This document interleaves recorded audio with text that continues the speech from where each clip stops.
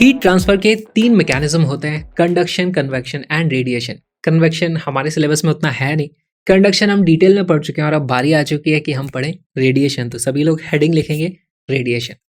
अच्छा, रेडिएशन होता क्या है? देखो, हमारे पास मान लो कोई भी इस तरीके से एक बॉडी है, अगर उसका टेम्परेचर T ज्यादा होगा 0 से, तो उसमें से कुछ इलेक्ट्रोमैग्नेटिक वेव्स की फॉर्म में एनर्जी रेडिएट होती है, बाहर निकलती है, मतलब रेडिएट होती है। तो हम बोल सकते हैं यहाँ से इस तरफ भी रेडिएशन हो गई, और रेडिएशन हर तरफ ही यहाँ से होता हुआ हमें दिखाई देगा इस तरीके से। तो हमारे पास आसपास जितने भी ऑब्जेक्ट्स हैं, मान लो ये बंदर है, तो इसका कुछ टेम्परेचर है जो कि 0 से ज़्यादा है। और 0 भी क्या, ये यहाँ पर 0 केल्विन में हम बात कर रहे हैं, 0 डिग्री सेल्सियस की बात नहीं हो रही है। तो हमारे पास अगर टेम्परेचर 0 केल्विन से ज़्यादा है, यानी कि एब्सोल्यूट टेम्परेचर की कोई भी पॉजिटिव वैल्यू है, तो हमारे पास एनर्जी इलेक्ट्रोमैग्नेटिक वेव्स की फॉर्म में निकलती है। और यहाँ पर मान लो मेरे पास कोई दूसरी ऑब्जेक्ट है इस तरीके से, इस बॉडी के ऊपर जब यहाँ से जाते हुए ये रेडिएशन इंसिडेंट होंगे और वो इसको एब्जॉर्ब कर लेगी, तो हम बोलेंगे यहाँ से कुछ एनर्जी निकली, चारों तरफ जा रही थी और थोड़ी सी यहाँ तक भी आई है और इसको थोड़ी सी एनर्जी मिल जाएगी।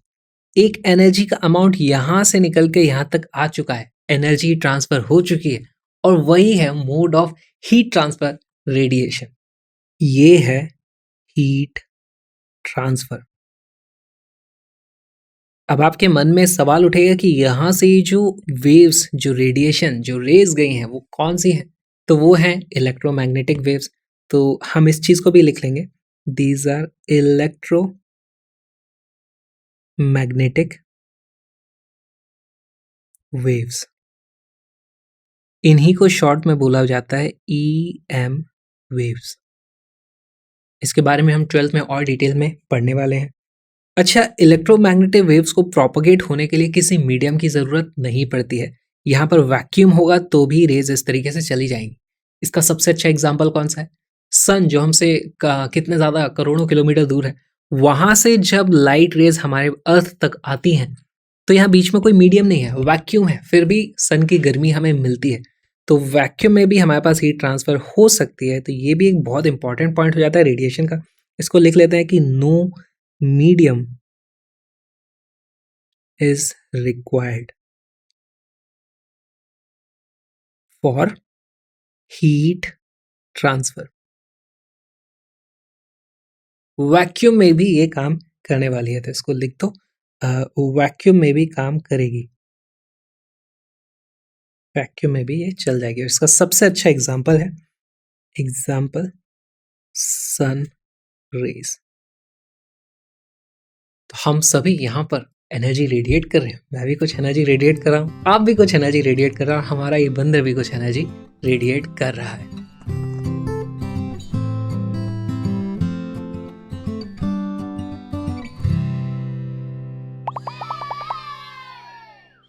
प्रेवॉस थ्योरी ऑफ एक्सचेंज। क्या चीज एक्सचेंज हो रही है? एनर्जी एक्सचेंज हो रही होगी जरूर। तो इस थ्योरी में होता क्या है, इस थ्योरी को समझ लेते हैं। प्रेवॉस ने हमें बताया कि ऑल बॉडीज एमिट या फिर रेडिएट, हम इसको लिख लेंगे radiate at all temperatures. All temperature मतलब T मोर देन 0 की हम यहाँ पर बात कर रहे हैं इन केल्विन, ठीक है। 0 K मैं यहाँ पर इस तरीके से लिख दूंगा, ओके। यहाँ पर और एक स्टेटमेंट है जो हमें देखना है कि वो है ऑल बॉडीज एब्जॉर्ब रेडिएशंस, जो कि फुल होगा या फिर पार्ट होगा, कुछ भी हो सकता है, falling on them at all temperatures.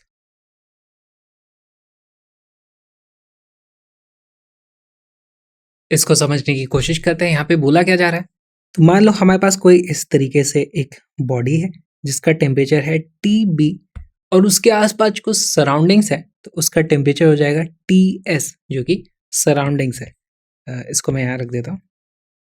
प्रेवॉस theory के हिसाब से all bodies radiate at all temperature, तो हमारी ये जो बॉडी है इसका टेम्परेचर 0 से तो ज़्यादा है, कुछ टीबी है, तो वो कुछ ना कुछ रेडिएट ज़रूर करेगी। इस तरीके से उससे रेडिएशंस निकलेंगी इस तरीके से, और उसका जो भी टेम्परेचर है उसके हिसाब से देखो, all bodies absorb radiations falling on them at all temperature. ये समझना ज़्यादा ज़रूरी है। मान लो हमें लगेगा कि ये गर्म हो गई है तो इसमें से रेडिएशंस हो रही हैं, तो ये कितनी भी गर्म हो जाए उसका एब्जॉर्ब करना अलग है, उसका रेडिएट करना दोनों अलग अलग चीज़ें हैं।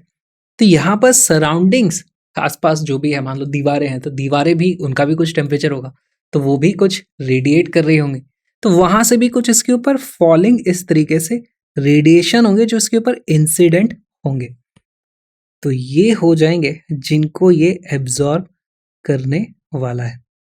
तो एट ऑल टेम्परेचर्स रेडिएशन भी होता है, एमिट भी करती है, और एट ऑल टेम्परेचर एब्जॉर्ब भी करती है।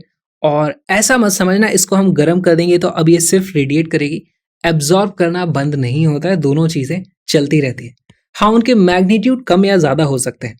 मान लो कि हमारी T of surrounding is more than temperature of body. इस केस में क्या होगा, हम देखते हैं कि हमारी सराउंडिंग बहुत ज़्यादा गर्म है तो ज़्यादा रेडिएट कर रही होगी, और हमारी ये जो बॉडी है वो ठंडी है तो उतनी ज़्यादा वो रेडिएट नहीं कर पा रही होगी, वो बेसिकली एब्जॉर्ब ज़्यादा कर लेगी, है ना। रेडिएट कम कर रही है, एब्जॉर्ब ज़्यादा कर रही है, उस केस में बॉडी का टेम्परेचर बढ़ने लगेगा। और ऐसा होना भी चाहिए। अगर हम किसी सराउंडिंग में किसी बॉडी को छोड़ दें जहाँ पर सराउंडिंग का टेम्परेचर ज़्यादा है तो धीरे धीरे हीट ट्रांसफर होगा और टेम्परेचर बॉडी का भी बढ़ने लगेगा। तो यही हम यहाँ पर लिख लेंगे कि यहाँ पर absorption is more than emission.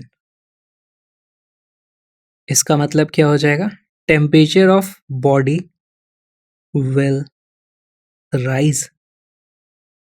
बहुत ही सिंपल है। दूसरा केस, अगर हमारा temperature of surrounding is less then temperature of body, ऐसा हो जाए, उस केस में क्या होगा, हमारा सराउंडिंग का टेम्परेचर कम है यानी कि बॉडी का टेम्परेचर ज्यादा है तो बॉडी ज्यादा रेडिएट करेगी, बॉडी ज्यादा रेडिएट करेगी, एब्जॉर्ब फिर भी करेगी लेकिन थोड़ा कम करेगी। हम देखेंगे कि गर्म बॉडी को ठंडे से सराउंडिंग में रख दोगे तो वो इवेंचुअली ठंडी होनी ही है। यहाँ पर हम क्या लिखते हैं, absorption is less than emission. इसका मतलब temperature of body will decrease. और तीसरा केस हो सकता है temperature of surrounding is equal to temperature of body, दोनों ही टेम्परेचर बराबर है। तो उस केस में अब यही ट्रिक है, हमको लगेगा यार बॉडी का टेम्परेचर सराउंडिंग के टेम्परेचर के बराबर है, इसका मतलब ये ना ठंडी होगी ना गर्म होगी, दोनों का टेम्परेचर सेम है, तो क्या वहां पर रेडिएशन नहीं होगा? नहीं, ऐसा नहीं है। All bodies radiate at all temperature, तो यानी कि ये रेडिएट तो कर ही रही होगी लेकिन उतना ही एब्जॉर्ब भी कर लेगी। तो यही एक इंपॉर्टेंट पॉइंट हमारे पास हो जाता है कि absorption is equal to emission and that is not equal to zero, है ना। यहां से जितना एमिशन हो रहा है उतना ही एब्जॉर्ब भी वो कर रही है, लेकिन दोनों की वैल्यू जीरो नहीं है, दोनों की वैल्यू बराबर है। और क्योंकि बराबर है, जितना लिया उतना ही दे दिया, इसका मतलब मैंने कोई एनर्जी अपने पास नहीं रखी, जितनी ली उतनी ही दे दी। इसका मतलब मेरा टेम्परेचर कांस्टेंट रहेगा। यहाँ पे हम लिख सकते हैं temperature of body will remain constant, और ये होना भी चाहिए। सराउंडिंग और बॉडी दोनों सेम ही टेम्परेचर पे हैं, तो कोई रीज़न नहीं है कि बॉडी अपने आप गर्म हो जाए, अपने आप ठंडी हो जाए, उसका टेम्परेचर मेंटेन रहने वाला है।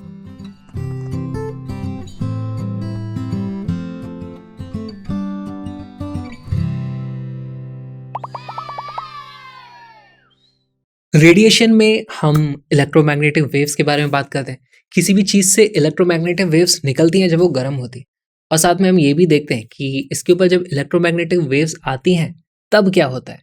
तो वहाँ पर हमारे पास 2-3 केसेस हो सकते हैं, इसको हम देख लेते हैं कि मान लो हमारे पास इस तरीके से कोई मटेरियल है और इस बॉडी के ऊपर सराउंडिंग से कुछ इंसिडेंट रेडिएशन आ रहा है इस तरीके से। अब किसी भी टाइम टी में, हाँ, या फिर 1 सेकंड की आप बात कर लो, तो जो रेडिएशन आया उसकी कुछ एनर्जी होगी, 10 किलो जूल आ गया या 500 जूल आ गया, ठीक है। तो मैं उसको लिख दूंगा जो एनर्जी है उसको क्यू आई, आई लिखा है यानी कि ये है इंसिडेंट। हम हमारी पुरानी क्लासेस में पढ़ चुके हैं कि इंसिडेंट रे के साथ होता क्या है। एक तो होता है कि इसका एक पार्ट इस तरीके से रिफ्लेक्ट हो जाता है, ये भी हमारी इलेक्ट्रोमैग्नेटिक वेव ही होगी। तो पूरी की पूरी 100% रिफ्लेक्शन यहाँ पे नहीं होती है ना, थोड़ी सी कम हमारे पास रिफ्लेक्ट हुई होगी और उसको हम लिख देंगे क्यू आर, इसको मैं लिख दूंगा रिफ्लेक्टेड।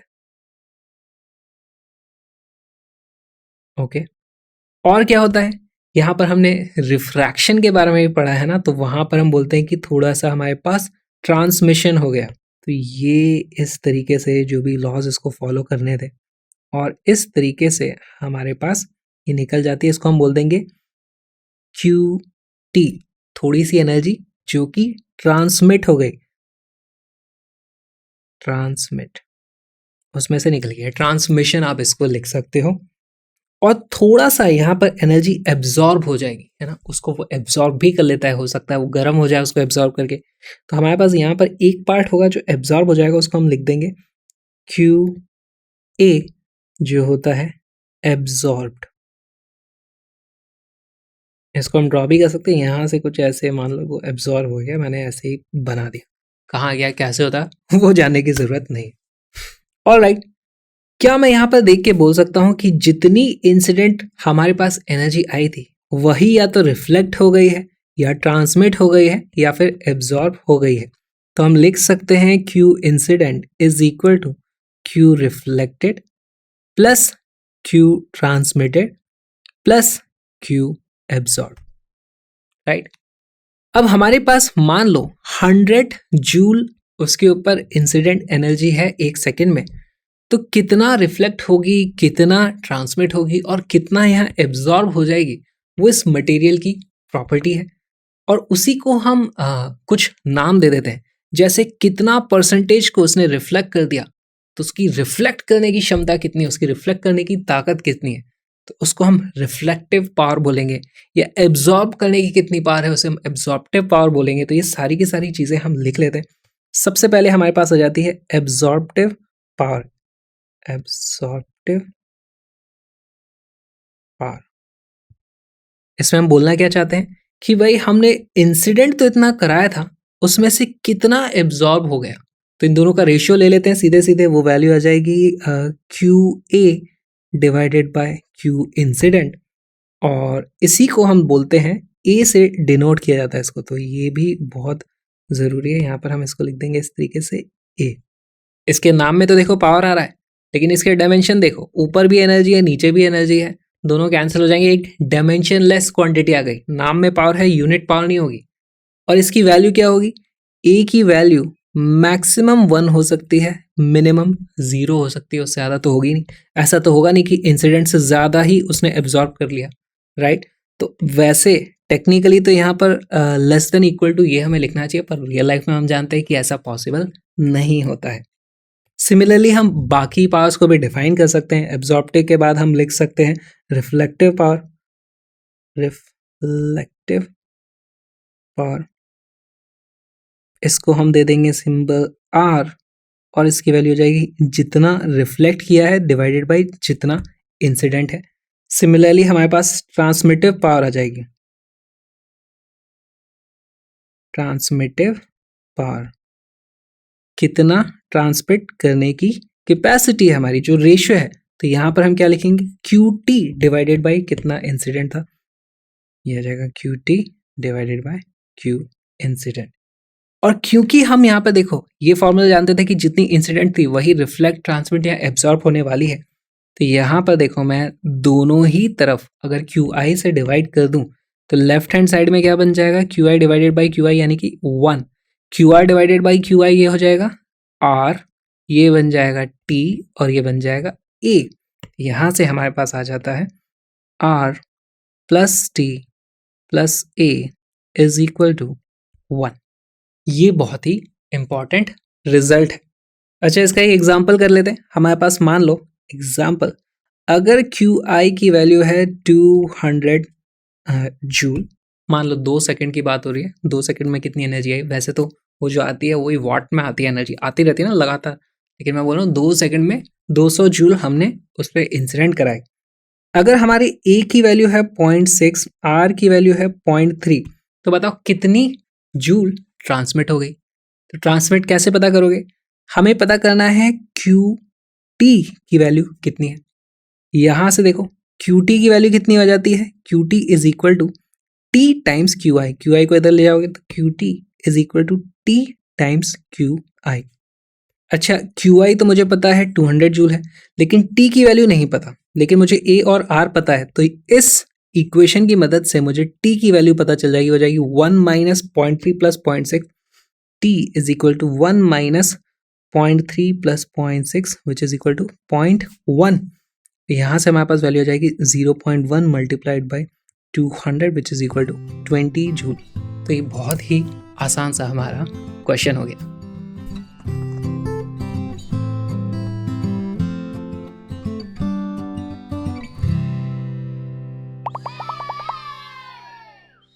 हम आ गए हैं रेडिएशन की सबसे इंपॉर्टेंट, सबसे इंटरेस्टिंग टॉपिक जो है ब्लैक बॉडी। ये एक कॉन्सेप्ट है, लेकिन होता है क्या, इसको समझने की कोशिश करते हैं। तो ब्लैक बॉडी की सबसे पहले डेफिनेशन लिख लेंगे। What is a black body? Black body वो होती है जो एक्चुअली सब कुछ एब्जॉर्ब कर लेती है ना। तो उसके ऊपर जितनी भी इंसिडेंट लाइट आती है वो रिफ्लेक्ट ही नहीं होती, उसने सब कुछ एब्जॉर्ब कर लिया। जैसे मेरी ये ग्रीन शर्ट है, इसके ऊपर व्हाइट लाइट आ रही है, तो कुछ कलर्स एब्जॉर्ब हो गए, ग्रीन वाला रिफ्लेक्ट हो गया, तो आपको एक ग्रीन दिखाई दे रहा है। अगर इसने सब कुछ एब्जॉर्ब कर लिया, जैसे कि मेरे बाल अब तो कुछ कुछ सफ़ेद हो गए, पर यहाँ से आपको वो रिफ्लेक्ट होकर नहीं आएगा, उसने बहुत कुछ एब्जॉर्ब कर लिया है। और अगर सब कुछ एब्जॉर्ब कर ले, 100% एब्जॉर्प्शन हो जाए, तो हो जाएगी एक परफेक्ट, एक आइडियल ब्लैक बॉडी। इसीलिए शायद उसका नाम ब्लैक है। तो इसकी डेफिनेशन लिख लेते हैं। Black body absorbs all radiations, absorbs all radiations falling on it, falling on it, या फिर आप इंसिडेंट ऑन इट भी लिख सकते हो, एट एनी टेम्परेचर, है ना। टेम्परेचर से फर्क नहीं पड़ना चाहिए। ऐसा नहीं हो कि गर्म कर दिया तो वो अब एब्जॉर्ब नहीं करेगी, वो गर्म करोगे तो अपनी एमिट अलग करेगी, लेकिन एब्जॉर्ब वो सारी करती रहेगी। At any temperature, at any angle of incidence. Incidence angle क्या होता है? इंसिडेंस एंगल, जैसे मान लो ये हमारी ब्लैक बॉडी है, तो हमारे पास ये जो एंगल ऑफ इंसिडेंस होता है उससे ज़्यादा फर्क नहीं पड़ रहा। हमें तो जो कॉन्सेप्ट समझना है वो है कि absorbs all radiations falling on it. तो इसी को लिखने का दूसरा तरीका हो जाएगा 100% एब्जॉर्प्शन, या फिर हम लिख सकते हैं जो हमारी एब्जॉर्प्टिव पावर होती है वो क्या होती है? ए, उसकी वैल्यू हो जाएगी एग्जैक्टली 1। और यही हमारी ब्लैक बॉडी की डेफिनेशन हो गई। अच्छा, एक बात बताओ, अगर हमारी ऑब्जेक्ट है, ये जो भी बॉडी है, उसके ऊपर कुछ इंसिडेंट आया था, उसने सब कुछ एब्जॉर्ब कर लिया, तो रिफ्लेक्ट कितना हुआ? 0। ट्रांसमिट कितना हुआ? ट्रांसमिट भी हुआ 0। तो हमें यहाँ पर लिखना पड़ेगा ए की वैल्यू अगर 1 है तो इसका मतलब टी एंड आर दोनों की वैल्यू 0 हो जाएगी। ना ही ट्रांसमिट होगा कुछ, ना ही कुछ रिफ्लेक्ट होगा, और ये हमारे काम की चीज़ आ जाती है। हमारे केस में जो हमें पढ़ना है उसमें ट्रांसमिशन को हम इग्नोर करते हैं, और हम मानते हैं या तो इंसिडेंट रेडिएशन होता है, या तो वो रिफ्लेक्ट हो जाता है, या फिर वो एब्जॉर्ब हो जाता है। या फिर आप इसको ऐसे भी देख सकते हो, जो भी रेडिएशन आई है उसको एब्जॉर्ब कर लिया जाएगा और उससे इसका टेम्परेचर बढ़ेगा, या फिर वो रिजेक्ट कर देगा, या तो वो रिफ्लेक्ट करेगा या फिर ट्रांसमिट करेगा। बेसिकली उसको उसने बॉडी ने बाहर वापस कर दिया, उसको उसने बॉडी ने यूज़ नहीं किया।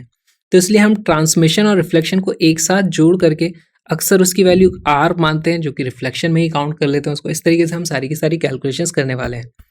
तो हमारे केसेस में हम फॉर सिंप्लिसिटी लिख देंगे, फॉर सिंप्लिसिटी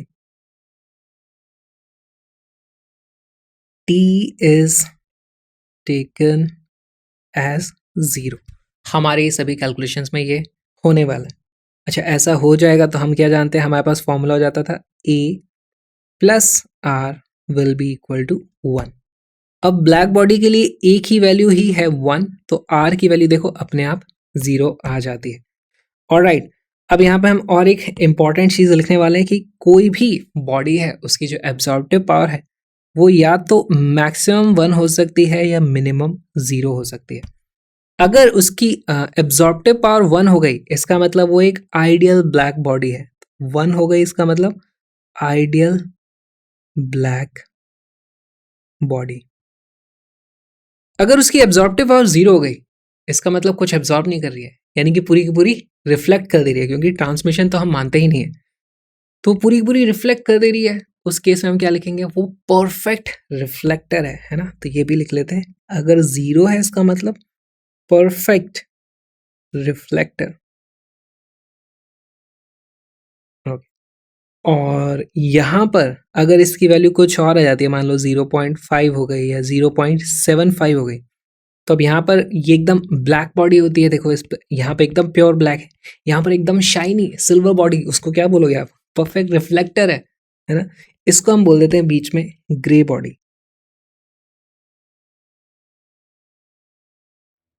तो इसको आप चाहो तो वाइट बॉडी बोल सकते हो, क्योंकि सब कुछ रिफ्लेक्ट कर देती है। इस तरीके के नोमेनक्लेचर आप देख सकते हो।